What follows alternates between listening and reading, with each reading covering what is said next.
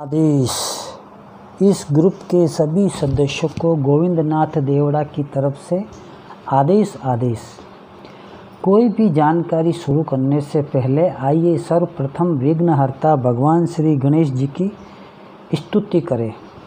ओम नमो विघ्नराजाय सर्व सौख्य प्रदायिनी दुष्ट अरिष्ट विनाशाय पराय परमात्मने लंबोदरम महावीर्य नाग यज्ञ प्रशोभितम अर्धचंद्रधरम देवम विघ्न विनाशनम ओम ह्रां ह्रीं ह्रूं ह्रीं ह्रों हः हैरंबाय नमो नमः सर्वा सिद्धि प्रदोषित्वं सिद्धि बुद्धि प्रदो भाव चिंतितार्थ प्रदर्शित हिम शतक मोदक प्रिय सिंदूरारूण वस्ते च पूर्जितो वरदायक इद गणपति स्तोत्रम या पठेत भक्ति मानर तस्य देहं च गेहं च स्वयं लक्ष्मी मुच्यति। ओम श्री गणेशाय नमः। ओम विघ्नहर्ताय नमः। ओम श्री गुरु गणपते नमः। आदेश। आज हम आपको बाबा भैरवनाथ जी की प्रेरणा से चुड़ैल साधना के अनुभव के बारे में कुछ जानकारी बता रहे हैं। बड़ी दुर्लभ जानकारी है, इससे आप सभी का ज्ञान भी बढ़ेगा। अभी हमसे एक बहुत ही विद्वान है, नाम तो नहीं बताएंगे, और जैसलमेर ज़िले के रहने वाले हैं। उन्होंने हमसे संपर्क किया और हमसे अपनी कुछ वार्तालाप किया, कुछ प्रश्न भी किया और हमने उनके प्रश्न का जवाब, उनके साथ आप सभी को भी उनके प्रश्न का जवाब दे रहे हैं। उन्होंने ये कहा कि हे नाथ जी, मैं जाति से क्षत्रिय हूँ, राजपूत हूँ और शुरू से ही मेरी नाथ संप्रदाय में श्रद्धा रही है और मैं नाथ संप्रदाय के मठों में जाता हूँ। अपनी श्रद्धा अनुसार जो भी सेवा होती है वो मैं करता हूँ और सौभाग्य से मुझे एक नाथ जी महाराज से गुरु दीक्षा भी मिल गई है। उनके मंत्र, गुरु मंत्र का मैंने 4 अनुष्ठान किए हैं उनके बताए अनुसार, और भी कई प्रकार की देवी देवताओं की सिद्धि उनके पास रहकर और उनके सानिध्य में रहकर, उनके नॉलेज में रहकर अनुष्ठान किए हैं। मैं अपनी ज़िंदगी से संतुष्ट हूँ, मगर अभी के जो हालात देख रहे हैं समझ में नहीं आता क्या करें। दिन ब दिन परिस्थितियाँ बदलती जा रही है, तो देवी देवताओं की कृपा तो है, मैं जप भी करता हूँ, मगर परेशानियाँ तो आती है और मैं चाहकर भी लोगों की परेशानियाँ ख़त्म नहीं कर पाता हूँ। तो इस उद्देश्य को रखते हुए उन्होंने अपने गुरु से कहा, गुरु महाराज मुझे कोई ऐसी शक्ति या ऐसी सिद्धि बताइए जिसमें मुझसे वो शक्ति सामने आकर प्रत्यक्ष रूप में मुझसे बात करे, मुझसे ऐसी कोई शक्ति हो तो बताइए। क्योंकि देवी देवता, चाहे भगवान श्री गोरक्षनाथ जी का हो, चाहे हनुमान जी का हो, चाहे शिव जी का हो, चाहे 10 महाविद्या का हो, कोई भी शक्ति प्रत्यक्ष रूप में नहीं आती, वो अपने गण को भेजती है। मुझे ऐसी कोई शक्ति बताइए जो खुद स्वतंत्र और प्रत्यक्ष आ जाए। तो उनके गुरु महाराज ने उनको कहा कि देखो, देव शक्तियाँ आसानी से नहीं आती, वो अखंड भक्ति की प्रकाष्ठा देखने के बाद ही आती है कि आपकी भक्ति कितने उत्तम चरण तक पहुँची, कितने भयानक उग्र स्वरूप में आप भक्ति कर रहे हो, उस भक्ति को देख कर आती है। मगर कुछ चीज़ें हैं जो आसानी से मिल भी जाती हैं। तो उनके गुरु ने उनको एक चुड़ैल साधना की विधि बताई जो बहुत ही सरल है, मगर सरल होने के साथ बहुत ही कठिन भी है। अब वो सरल क्या है कि उनको बोला कि कोई भी बेरी का पेड़ हो, बांस का पेड़ हो या बबूल का पेड़ हो या फिर शमशान में जाकर बैठना है, लेकिन ध्यान रखे उस वक्त कोई टोके नहीं। रात्रि में 12 बजे के बाद जाना है और वहाँ पर जाकर अपना आसन बिछाना है। गोबर के कंडे हो तो वो जला दो, नहीं तो लकड़ी है तो वो जला दो। और इंसान के जो बाल काटे जाते हैं, जो नाई बाल काटता है, उनसे कुछ 2-3 दिन पुराने बाल कटे हुए इकट्ठे कर लें और उन बालों को साथ ले जाना है, थोड़ा कपूर ले जाना है, बैठ जाना है। लेकिन ध्यान रहे बैठने से पहले, उस शमशान में, उस जगह में जाने से पहले अपने मंत्र के द्वारा, गुरु मंत्र के द्वारा अपना बंधन या रक्षा कवच हो तो वो धारण करें। रक्षा कवच धारण करना है और अपने गुरु को मानस रूप में अपने साथ चलने के लिए विनती करें और उनको साथ लेकर उस शमशान में, उस पेड़ के नीचे जाकर बैठना है। साथ में आपको 1.25 पाव कच्चा मांस ले जाना है, चाहे मुर्गे का हो चाहे बकरे का हो, कच्चा मांस जो नरम हो और वह 2-3 दिन पुराना हो ताकि उसमें बदबू रहे। अब उस जगह जाकर आसन बिछाना है, आसन को प्रणाम करना है, बैठना है और वहाँ पर 9 बार अपने गुरु का नाम लेना है, जप करना है गुरु मंत्र का 9 बार, गणेश जी का जप करना है 9 बार, भगवती महाकाली के एक मंत्र है उसका जप करना है। उसके बाद थोड़े थोड़े बाल जो आप लेके आए हैं गोबर के कंडे पर या लकड़ी पर जलाकर उन बालों को धीरे धीरे जलाना है। जलाने के समय एक मंत्र है उसका भी उच्चारण करना है। लेकिन उनके गुरु ने उनको बता दिया यह जो साधना है ये तुम्हारे विवेक की, तुम्हारे शक्ति की परीक्षा लेगी। चुड़ैल तुम्हारे विवेक और शक्ति दोनों की परीक्षा लेगी। अगर परीक्षा में पास हुए तो बहुत कुछ मिल भी सकता है, वरना बहुत कुछ खो सकते हो। वह राजपूत साधक समझदार था, विवेकशील था। उसने गुरु के बताए अनुसार जन कल्याण की भावना से उन्होंने चुड़ैल की साधना आरंभ की। तो बीकानेर के पास थोड़ी दूर, करीब 200-250 किलोमीटर दूर जैसलमेर है। जैसलमेर में रामदेव जी का एक मंदिर है जिसे रामदेवरा कहा जाता है। उसके पास ही 5 पीरों का एक गांव है जहाँ मंदिर भी बन चुका है। वहाँ पर एक शमशान है नदी के तालाब के किनारे। सूखा तालाब है, बारिश के दिनों में वो भर जाता है और गर्मियों में वो सूखा रहता है। उसके किनारे एक छोटा सा घुमटी जैसा कमरा जैसा बना हुआ है। एक मुर्दा रखने के लिए विश्राम गृह है और ऐसे ही लकड़ियाँ लाकर वहाँ पर जला दिया जाता है मुर्दे को। तो वहाँ पर एक देसी बबूल का पुराना वृक्ष था, उस वृक्ष के नीचे वो बैठ गया। रात्रि का समय था, 12 बजे वो गए वहाँ। 12 बजते ही पहुँच कर आसन वासन लगाया।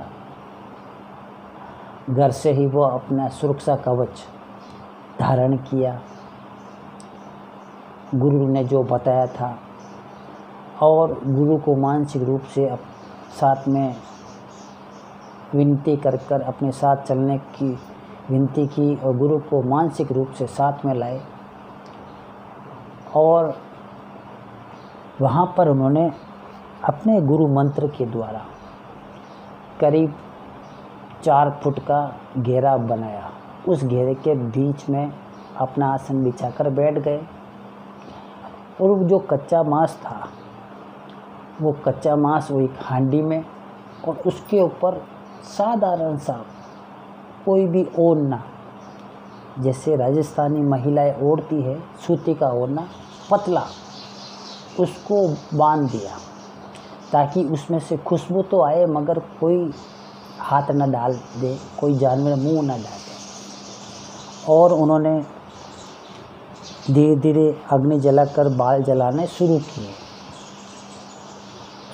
किए। 15-20 मिनट हुए और उनको लगा कि जैसे कोई पीछे आके खड़ा हो गया। डर तो लगा मगर उनको विश्वास था गुरु के मंत्र पर और सुरक्षा कवच पर। उन्होंने कहा जो भी शक्ति है देखा जाएगा, जब तक वो हमला नहीं करेगी मैं भी कोई तरह की हरकत नहीं करूँगा। वो अपनी सुरक्षा के लिए अपने साथ एक लकड़ी का एक बांस लट लेके गए और एक छोटा सा चाकू लेके गए थे।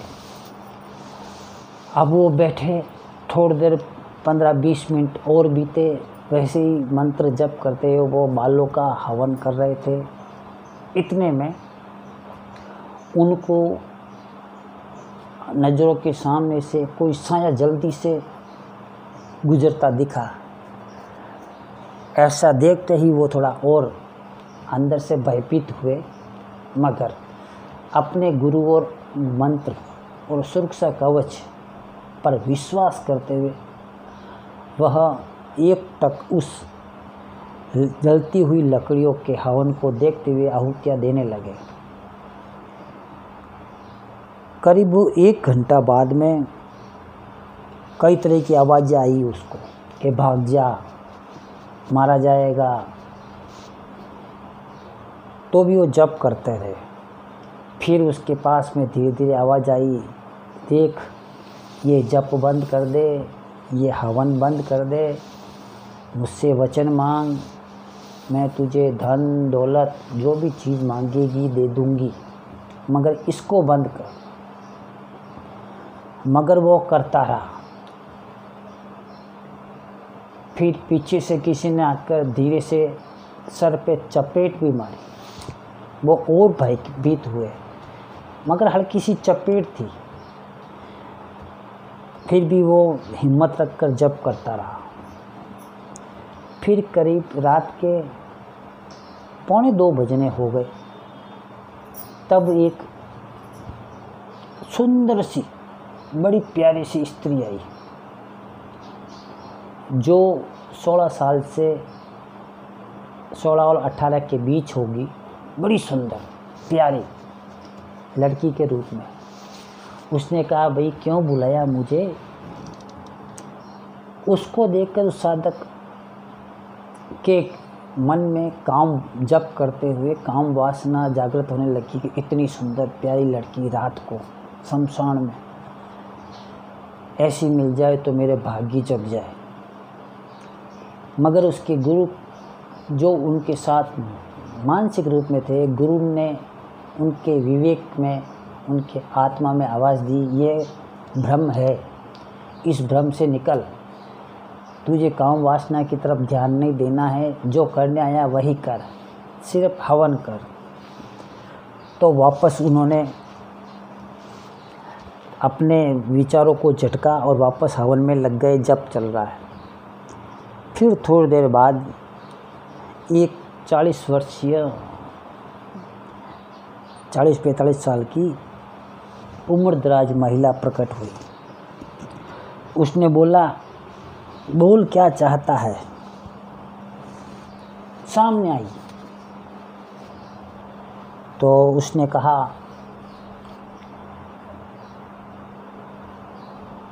कि आप कौन हैं और यहाँ किस लिए आई है? साधक था, जानता था, मगर गुरु ने जैसा बताया वैसे ही पूछा, आप अपना परिचय दीजिए। हाथ जोड़कर पूछा कि हे देवी आप परिचय दीजिए, आप कौन हैं? तो वह बोली, जिसको तू बुलाने बैठा मैं वही हूँ। तो साधक को विश्वास हो गया अपने गुरु पर, गुरु मंत्र की शक्ति पर, कि वास्तव में मेरे गुरु ने सही रास्ता बताया। ऐसी शक्तियाँ होती है जो आसानी से आ जाती है। अब उस चुड़ैल ने कहा कि बोल किस लिए बुलाया? तो वही बात जो सभी जानते हैं, 3 वचन लेने, जब भी बुलाऊं आना होगा, जैसा कहूं करना होगा, और बिना इच्छा के मेरे परिवार के और किसी भी सदस्य को नुकसान नहीं पहुंचाओगे, इस प्रकार के 3 वचन। तो जब वो बात करना शुरू हुई तो उसने यही कहा, मुझे 3 वचन दीजिए। तो उस शक्ति ने, उस चुड़ैल ने कहा, मैं वचन तो दूंगी मगर तुझे 1 वचन देना है। पहला, तेरे 3 वचनों का मैं पालन भी करूंगी मगर तुझे भी तो मुझसे वचन देने पड़ेंगे, तुझे भी तो बोलो कि पहला और आखिरी वचन कि एक तो तू मेरे बारे में किसी को नहीं बताएगा।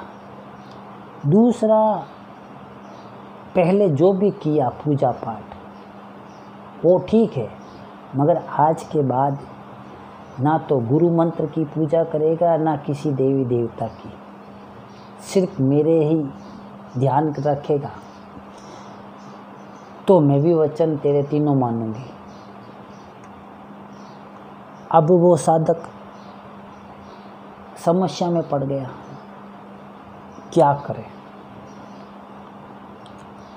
फिर उनके गुरु ने, जो मानस गुरु थे, उस रूप ने उनको समझाया कि उनसे हाथ जोड़ के माफ़ी मांग ले कि मैं ये वचन नहीं दे सकता कि मैं अपने गुरु मंत्र का त्याग भी करूँगा, गुरु और किसी भी देवी देवता की पूजा नहीं करूँगा, क्योंकि भागवत गीता में स्पष्ट रूप से श्री कृष्ण जी ने कहा है कि जो भूतों को बसते हैं वो भूतों को प्राप्त होते हैं, जो प्रेतों को बसते हैं जो प्रेतों को प्राप्त होते हैं। अब आपने वचन दे दिया तो फिर आपको मरने के बाद चुड़ैल योनि निश्चित है, इसलिए ये वचन नहीं, कोई दूसरा वचन। तो साधक ने कहा, मैं ये वचन नहीं दे सकता, आप चाहे तो दूसरा वचन ले लीजिए। तो शायद वो चुड़ैल जिद्दी किस्म की थी, वो भी अड़ गई कि तुझे ये वचन तो देना ही पड़ेगा, तभी मैं तेरे सारे काम करूँगी, जो कहेगा वो कर दूँगी, मगर ना तो तू गुरु मंत्र का जप करेगा ना किसी देवी देवता की पूजा। ये वचन दे और मेरे बारे में किसी को नहीं बताएगा। उस साधक ने भी कह दिया, कोई बात नहीं देवी, आप अगर मुझे वचन नहीं देना चाहती है तो कोई बात नहीं, मैं ये वचन नहीं दे सकता। आप आई हैं और मुझे दर्शन दिया है, उसके लिए बहुत बहुत धन्यवाद। मुझसे कोई गलती हो गई तो क्षमा करना, लेकिन मैं अपने गुरु और अपने इष्ट को आपके लिए नहीं छोड़ सकता। मेरा गुरु और मेरा इष्ट सर्वोपरि है। यह कह के वो साधक आसन को प्रणाम करके खड़ा हुआ और जो साथ में कच्चा मांस लाया था उसने वहीं पर रखा और बोला, मैं आया तो था आपको सिद्ध करने के लिए, जन कल्याण के लिए, मगर आप खुद दूसरों का बुरा करना चाहती है और आपकी संगत में रहकर मैं भी बुरा हो जाऊंगा। इसलिए मुझे ना तो आपकी सिद्धि चाहिए ना आपकी कोई सहायता। आप यहाँ आई हैं मेरे बुलावे पर, तो ये भोग स्वीकार कीजिए और जाने अनजाने में कोई गलती हो गई हो तो क्षमा करें। ऐसा कहकर वो साधक रवाना हो गया। घर आ गया। घर आने के बाद 2-3 दिन बाद गुरु के पास गया। गुरु ने पूछा कि मैंने जो बताया क्या हुआ, तो उसने सारी बात सही के बता दी कि गुरुजी वो मुझे आपको भूलने के लिए कह रही थी, आपने जो मंत्र दिया उसका जप करने के लिए मना कर रही थी। तो गुरु ने कहा कि देख, वह तुझे सिद्ध हो चुकी है, मगर सात्विक रूप से। तू उसके नाम के निमित्त जो प्रसाद लेके गया था, वो प्रसाद किसी भी बबूल के बेरी के पेड़ के नीचे वो प्रसाद चढ़ा देगा, तेरा काम हो जाएगा। भोग तो देना पड़ेगा, लेकिन ध्यान रखना इस शक्ति का प्रयोग दूसरों की भलाई हेतु ही करना, किसी के खिलाफ प्रयोग मत करना। क्योंकि ना प्रेत, चुड़ैल, डाकिन, ये जो भी तामसिक शक्तियाँ होती हैं, ये बुरी नहीं होती है। बुरे होते हैं इनको धारण करने वाले, बुरे होते हैं इनका उपयोग करने वाले। और हर चुड़ैल हो, डाकिन हो, भूत हो, प्रेत हो, वह इसी आशा में साधक को ढूंढता है कि कोई मेरा भी साधक है, कोई मुझे भी पूजता है, तो वो अपनी शक्तियों के द्वारा उसका काम भी करता है। मगर साथ में ये भी चाहता है कि अगर ऐसा साधक मरने के बाद मेरे पास मेरे गुलाम के रूप में आए तो और भी अच्छी बात है। इसलिए वो ऐसे वचन मांगते हैं कि हम लालच में आकर, शक्तियों के लालच में आकर वो वचन दे देते हैं। फिर जाने अनजाने जब वचन टूटते हैं तो हमारे पास जो धन दौलत थी वो भी व्यर्थ हो जाती है, और मरने के बाद हमें उसी योनि को प्राप्त करना पड़ता है। इसलिए चुड़ैल योनि अच्छी है या बुरी, बात ये नहीं, आप अच्छे हैं या बुरे। अगर आपका विवेक सही है तो वहाँ पर आप सफल हो सकते हैं। हमारा यह वीडियो आपको कैसा लगा?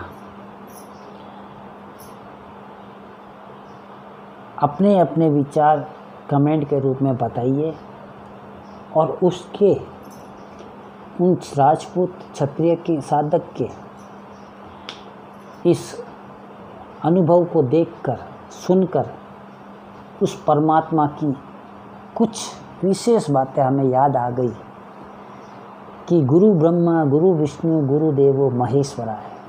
इस संसार में गुरु से बढ़कर कोई नहीं। जो गुरु का सच्चा भक्त है उसके आगे अष्ट सिद्धि और नवनीति सब बेकार हैं।